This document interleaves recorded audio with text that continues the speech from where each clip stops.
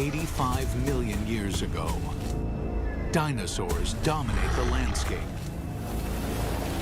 What land there is, for most of the planet is covered by water.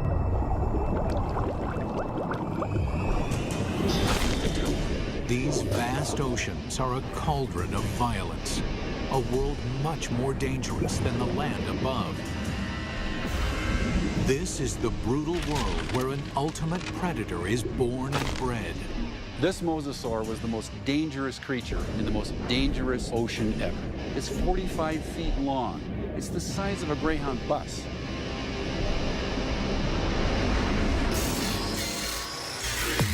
Now a monster is resurrected inside a laboratory, and its killing secrets revealed.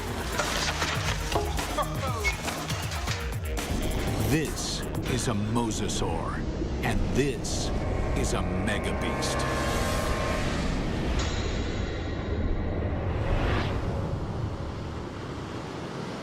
This is Mosasaur country.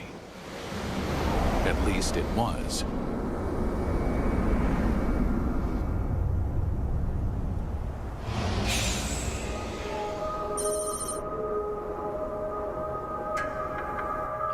Where I'm standing would have been the bottom of the Western Interior Sea about 85 million years ago. Mike Everhart is one of the world's leading experts on mosasaurs. The horizon would have been ocean for as far as you could see. The seaway stretched for hundreds of miles from where we're standing. At this time, the climate is warmer, so there are no polar ice caps. Sea levels rise until well over 80% of the planet is covered with ocean. The center of North America was covered with water from Nevada to Missouri, from the Gulf of Mexico on up past the Arctic Circle.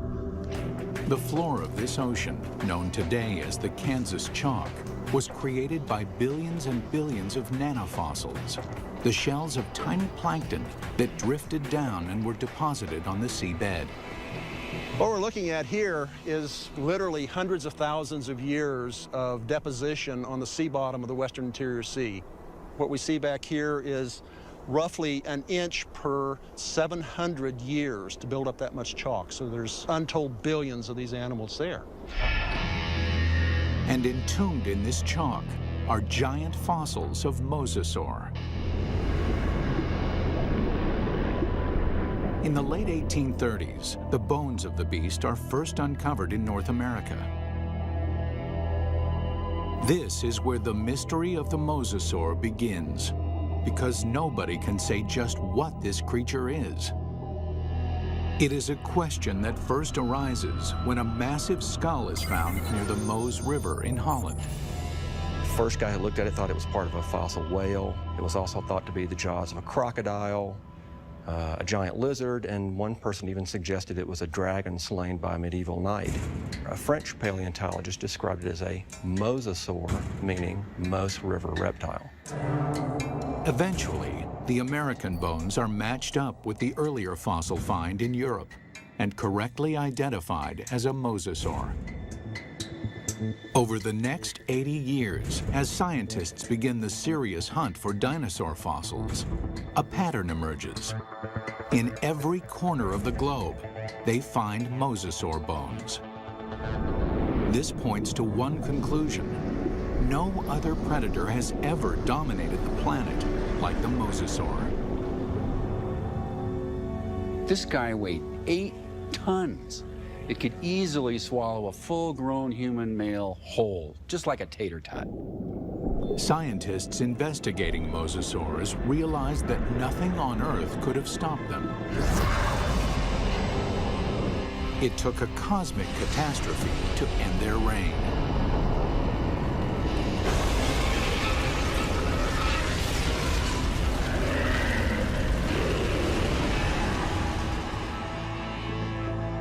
As scientists explore mosasaur evolution, their investigation yields a startling revelation. The ocean's top predator came from the land. These sea monsters began their journey as tiny lizards at the mercy of giant dinosaurs. How they became colossal mosasaurs remains a mystery, until 1989, when a fossil hunter named Van Turner finds a very unusual skeleton. Turner takes the fossil to Mike Polson, a paleontologist at Southern Methodist University. When Van came across the first pieces of Dallosaurus, he immediately recognized it as some sort of mosasaur. Named Dallosaurus after its discovery in Dallas, Texas, the bones were pieced together. Then, scientists connect the dots. Dallosaurus is an interim form, a missing link between mosasaurs and the tiny terrestrial lizards that are their ancestors. The lizards, dubbed Aegialosaurs, face a constant threat from the larger, fiercer dinosaurs. They flee to the ocean. 3 million years later, they evolve into Dallosaurus. Their toes evolve into webbed feet, so they can no longer function on land. In the span of 6 million years, they grow from a small 3-foot lizard into the giant 50-foot mosasaur. The mosasaur's development demonstrates that even in evolution, timing is everything. Warm temperatures and shallow seas create an abundant food chain in the ocean. This is a perfect environment for animals to take to the water. But these life-giving seas can quickly turn deadly, even for mosasaurs. The competition is everywhere. Everything in the oceans then would have looked very strange to us today. All the fish seemed to have been armed with mouthfuls of teeth. It seemed like everything in that ocean was a predator and just built for killing things. Like Zephactinus, a bony fish that is armed with a mouth full of long, needle-like teeth.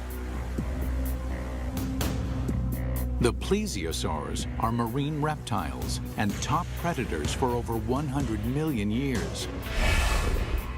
They come in 2 lethal varieties. One deals death through speed and agility. The other is a behemoth, so mammoth, nothing dares challenge it. And of course, there are the sharks. These predators were around 100 million years before dinosaurs had ever roamed the earth.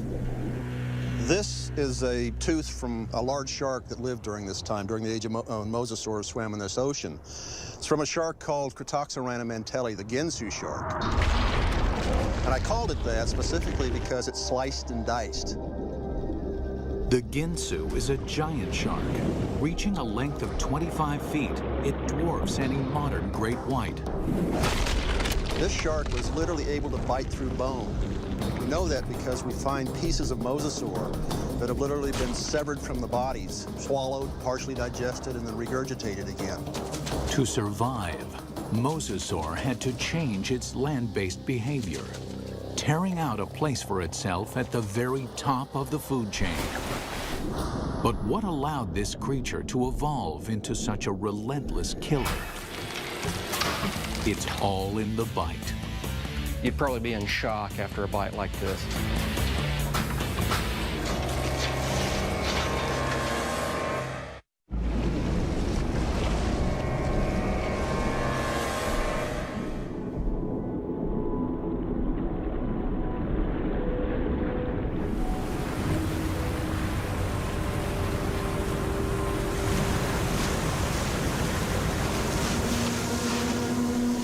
Taking her up!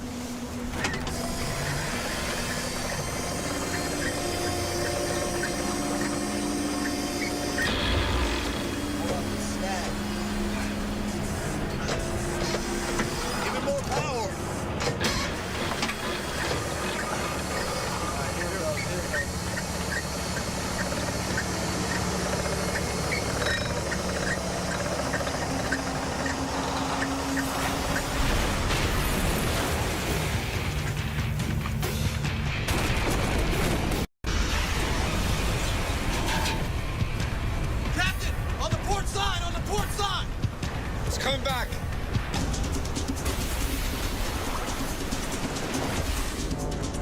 We humans got lucky.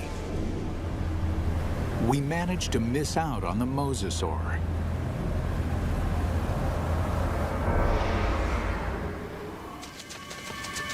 "95 million years ago, it is just a small lizard forced to flee into the ocean.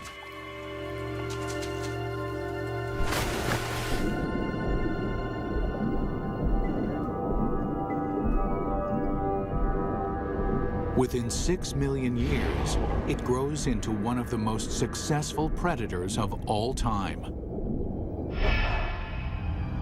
But what made the Mosasaur such a monster killer? Millions of years of evolution created a perfect formula for the perfect killer. This is how you make an apex predator. First and foremost, breathing. Like whales, mosasaurs can spend long hours submerged in the sea, but they still have to come up for air. And then there's food. Fish are nutritious, but they're fast and slippery. To catch them, mosasaurs must develop the skills of an efficient hunter. Another part of the formula, hearing. In the water, sound location becomes a prime method for hunting. Mosasaurs modify their terrestrial ear into a super amplification system that makes sounds 38 times louder. In his studies of the mosasaur, paleontologist Dr. James Lamb has been able to reconstruct the creature's hearing mechanism. This little piece fits in this pit and moves back and forth. And then this piece fits here, and a small movement in this first piece creates a large movement in this one. So it's a system that's finely tuned for conducting sound through water. Even though sound can lead them to the prey, it's difficult to detect a target if it's in murky water. Here, Mosasaur would have the advantage by using the keen sense of smell inherited from its land-based ancestors. A mosasaur like this would have had a tongue that would have functioned exactly like a monitor lizard's tongue. The reason why the tongue is forked is so that the animal can smell in 2 different directions at the same time. This is smelling in stereo. One more addition to our killing formula: sonar. The last piece in the puzzle is this set of nerves that run down the side of the upper jaw and especially are concentrated here in the snout. And it's a system for detecting the pressure wave given off by the prey. Mosasaur uses this pressure wave sonar to hunt, much like modern killer whales use echolocation. All these adaptations mean Mosasaur has a good chance of locating dinner, but they still have to catch it. And chasing down fast, elusive prey requires jet-like speed. So how does an 8-ton, 50-foot monster propel itself? This alligator has another piece of our formula: a massive tail. Along with crocodiles, gators have a long, flattened tail shape similar to mosasaurs.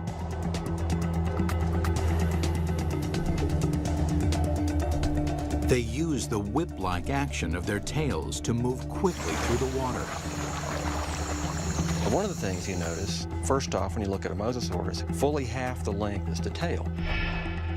Mosasaurs retain their terrestrial lizard shape, except for the tail, which evolves from a round, snake-like shape into a wide, flat paddle.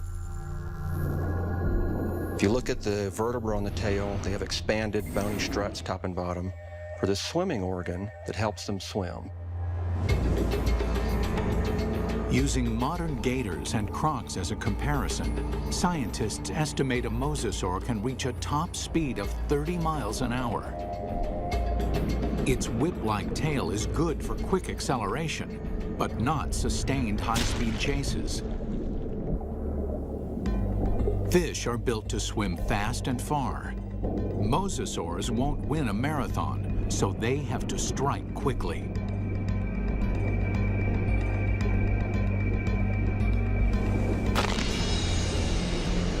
Which means this enormous beast has to somehow hide its 50-foot body and ambush its prey. Imagine that this animal is sitting on the bottom, takes a deep breath, it just waits there for something to swim by, close enough that it can get that sustained burst of speed to go out and catch it. Speed and surprise are two critical elements, but mosasaurs also need agility. That's where the paddles come in. They propel themselves with the tail, they steer with the paddles. These paddles are short and strong, allowing this long lizard to corner on a dime. Like flaps on an airplane wing, the paddles create drag, which makes them turn. For mosasaurs to be successful underwater, there was one land-based trait they absolutely had to jettison: their sensitive inner ear. The inner ear controls a creature's sense of balance. For land-based predators, maintaining balance is critical. If they stumble, their prey escapes.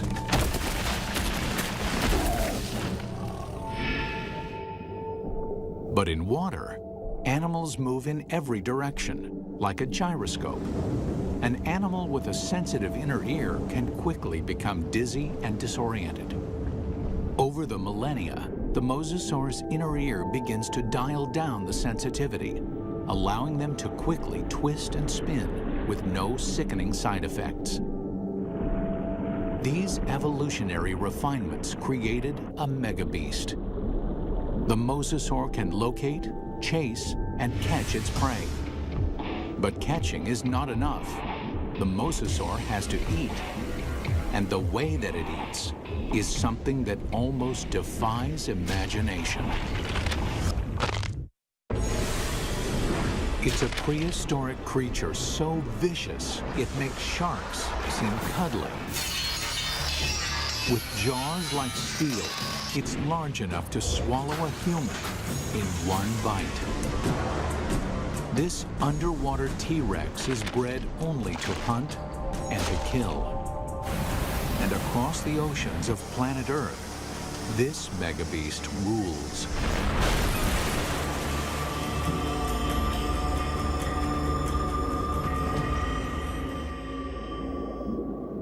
But 95 million years ago, mosasaurs had some serious competition from a familiar denizen of the deep, the shark. Prehistoric sharks, like their modern cousins, are vicious and durable, traveling vast distances, ripping apart any creature that gets in their way. Sharks had been around for over 250 million years when mosasaurs evolved onto the scene. At that time, the largest, fiercest shark in the water was the giant Ginsu shark. The Ginsu would have, of course, looked very much like a modern great white, a very big, heavy-bodied shark. At a length of 25 feet, the aptly named Ginsus are over 10 feet longer than a typical great white. With mosasaurs and Ginsus hunting in the same waters, one thing is certain: there will be blood. There was quite a competitive relationship going on when the big sharks and the mosasaurs were running into each other frequently. And at least at first, the mosasaurs were losing a lot. There's definite evidence that sharks attack mosasaurs. You can see right here that there are clear bite marks from the arc of the mouth of a shark that was attacking. These big sharks carved up a lot of mosasaurs. So we find shed teeth, we find bones that are severed during this time.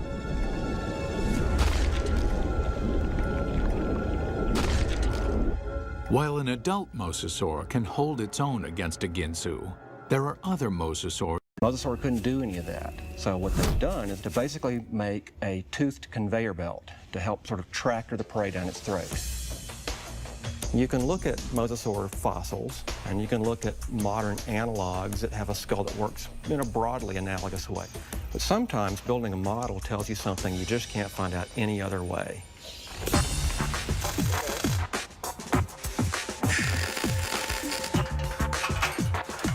Dr. Lamb works with Real Effects in North Hollywood, California to build a life-size mosasaur skull, complete with a set of death-dealing jaws.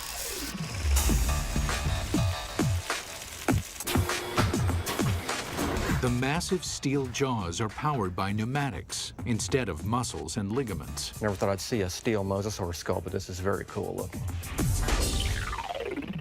We've got 3 pneumatics. We've got 2 operators to run it, and we've reduced it to 3 basic motions. One set of pneumatics opens and closes the jaws. One set moves it backwards and forwards. And the third set runs the pterygoids in the roof of the mouth. The pterygoids are the Terminator teeth. No other ocean predator has them. A second set of teeth running down the roof of the mouth. These are a truly fiendish adaptation. They actually work independently to move the prey backwards in the throat, and also to hold it still, to pin it down as it opens its mouth for the next bite. Now we see how these jaws worked in deadly concert. The bite, the ratcheting jaw, the Terminator teeth. Test 1. Find out what the mosasaur's first bite would do to any creature unlucky enough to get on the wrong end of these teeth. Mosasaurs had a really big bite. So we've got a piece of foam that would be about the same size as an 8 or 9 foot long shark, or maybe part of the neck of a long neck plesiosaur. We're going to put it sideways in this mosasaur model's mouth and just see exactly what would have happened.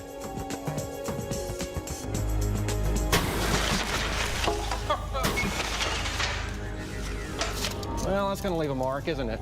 That's a broken neck. I'm pretty convinced that this thing would have probably killed something with the first bite. First time it bit down and ratcheted back like that, the thing's neck is broken. Test 2. Measure the capacity of its bite. Very simply, when our metal mosasaur chomps, how much ersatz meat goes into its mouth? We've got this piece of foam with 4-inch squares painted on it. We're going to feed it to this mosasaur and see how much with each bite this thing would have dragged its prey down its throat.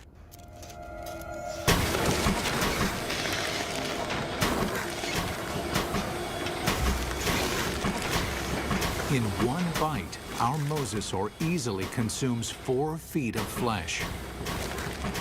That means this mosasaur could eat a 20-foot animal in 5 bites. Or an adult human in a single gulp. It's not just the size of the bite. Inside the mouth, the teeth are virtual meat hooks. Dr. Lamb demonstrates with a hunk of ballistics gel, which is similar in consistency to human flesh. If you put a piece of meat in the mouth, it can't move out because the tips of the teeth grab it like a fish hook. So we're just going to see if we can put this up here on these teeth. You can't come out this way because you're caught on these teeth. The only way you can really go is further into the mouth, which is really not the direction you want to be going. And let's just see what happens here.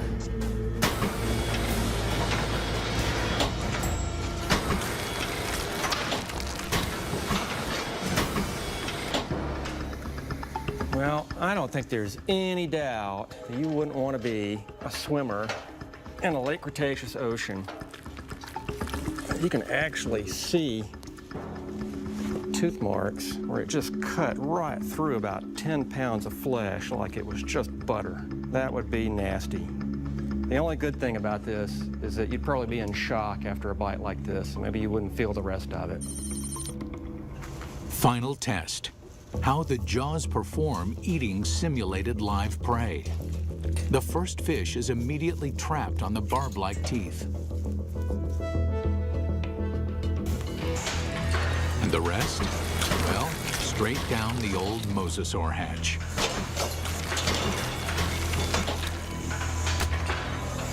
In 20 seconds, our captive Mosasaur can eat 500 pounds of fish. Why? It doesn't bother to chew them.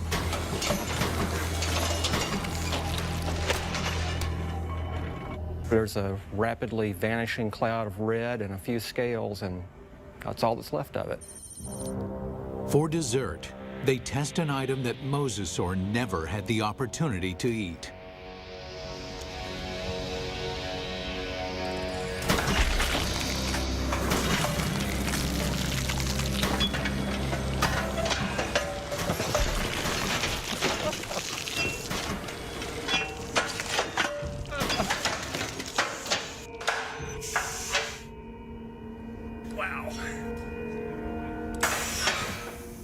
Well, I'm not sure what we learned by that, but that was quite satisfying. It's abundantly clear why Mosasaur is the ultimate success story of evolution, growing from a 3-foot lizard into an alpha predator. Although this megabeast drove all its enemies into extinction, fossil evidence suggests another enemy took their place. And this enemy is something the Mosasaur has never seen before.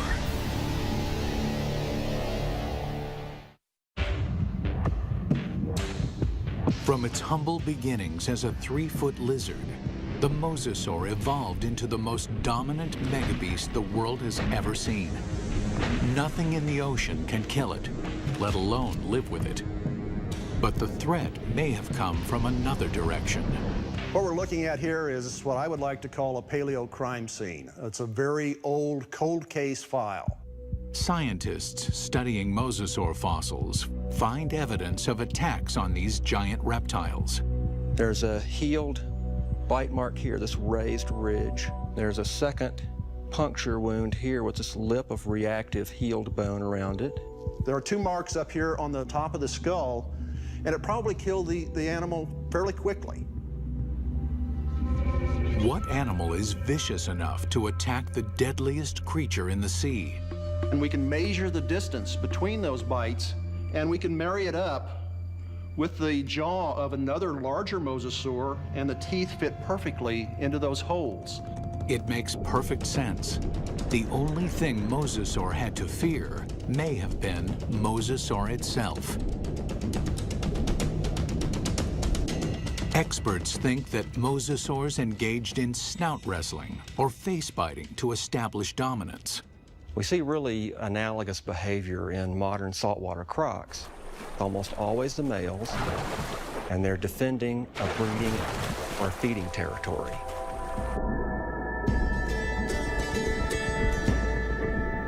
A Mosasaur battle unfolds like a bizarre undersea ballet.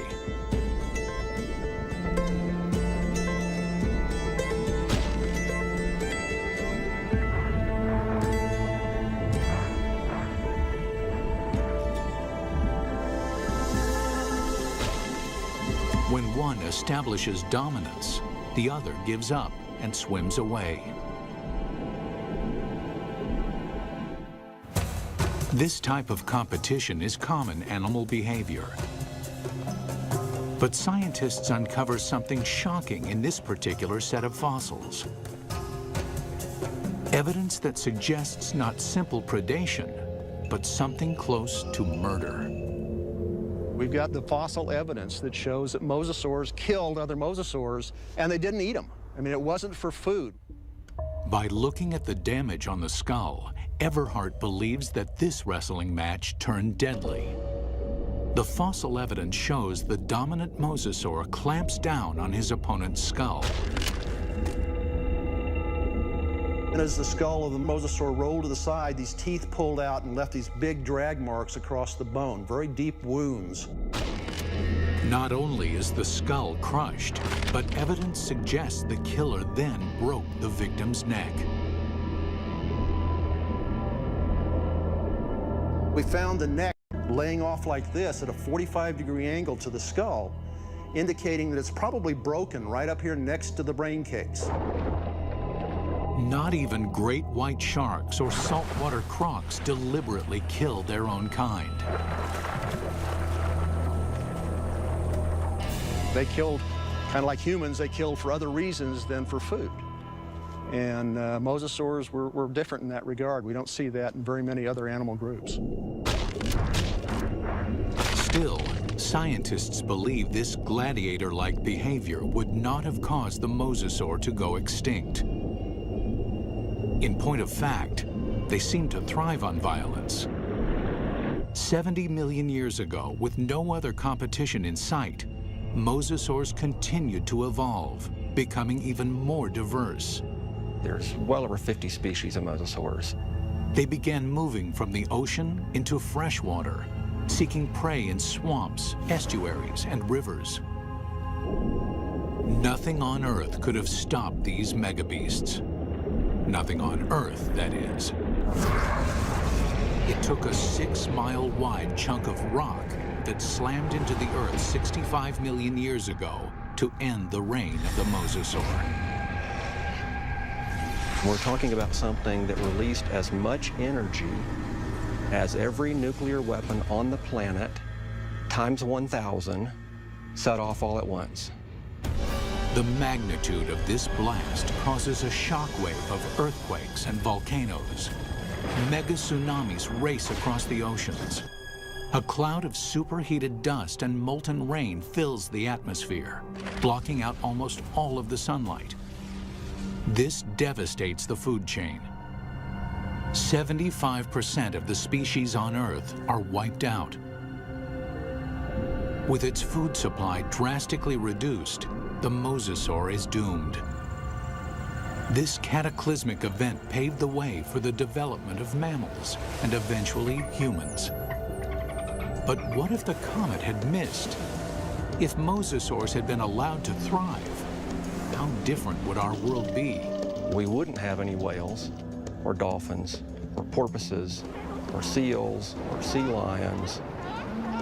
The oceans and all its fish would belong to the mosasaurs. Bring her down.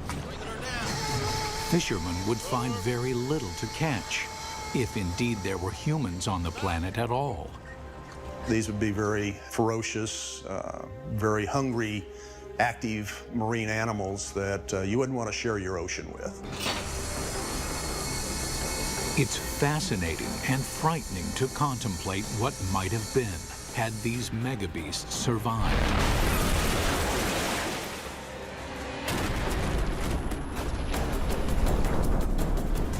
The oceans of the world patrolled by these giant killing machines, 50 feet long, with jaws the size of T-Rex. Always hungry, always waiting, just offshore.